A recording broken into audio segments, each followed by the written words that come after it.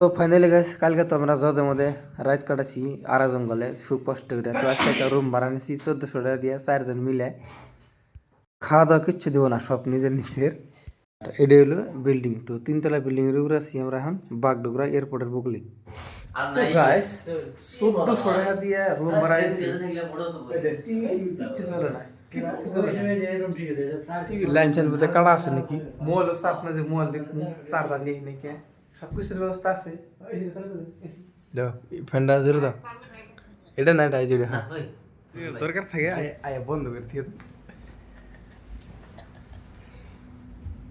পুষ্পা পুষ্পা হলো যে আমরা মস্ত বস এগুলো বন্ধ করে নিয়ে ভিডিও। ওই যে এই ফ্যান দিতেছে, এটা নর্মাল। তো ফাইনালি গাইস আমরা সবাই ঘুমে থেকে উঠলাম। তো ঘুমে থেকে উঠে ফ্রেশ ট্রেশ হইলাম। তো এখন আমরা যাবো সবাই মিলে বাগডোগরা এয়ারপোর্টে। এয়ারপ্লেন দেখবার নাকি সরার মতো তো ক্ষমতা নাই, টিকিট দেন করে কালকে টিকিট কাটানোছিলাম। তো গাইস বাগডোগরা ফ্লাইওভার নিচে আমরা বই রয়েছি চা খাবার নিয়ে, কারণ সকাল সকাল উড়াইলাম ঘুমে থেকে। তো একটু পরে যাবো আমরা টোটো দিয়ে। তো ফাইনালি গাইস আমরা টোটোর জন্য ওয়েট করতেছি। তো টোটো আইতেছে, তো টোটোর মধ্যে চলে যাবো আমরা বাগডোগরা এয়ারপোর্টের বুকলে। তো এদিকে 3 কিলোমিটার বাগডোগরা এয়ারপোর্ট, যার জন্য আমরা খাড়া রয়েছি আর কি। রোদ উঠছে, পুরো গরম করতেছে কিন্তু।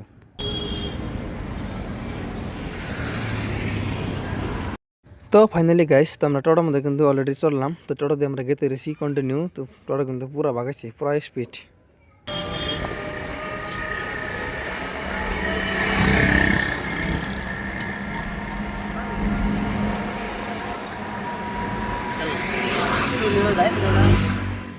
গাইস এয়ারপোর্টের গেটের সামনে নামলাম। তো ভিতরে টোটো যাবানি গেতে না, তো টোটো নট অ্যালাউড, যার জন্য নামা দিল। তো এদিকে আরও 1 কিলোমিটার রাস্তা, মানে ভিতরে আমি আইডিয়া জানা গান করে। তো এটা হলো যে এয়ারপোর্ট। আর ওই যে গেটটা যে দেখতেছেন ওরা, তো ভিতরে আবার মানে টিকিট সিকিট না থাকলে কোনো কারণ ছাড়া ভিতরে প্রবেশ করবানি গেতে না। তো আমরা ওই জন্য বাইরে খাচ্ছি। তো প্লেন নামে ওই নিয়ে দেখতেছি আর কি। তো গাইস ভিডিওটা আজকে এই পর্যন্তই।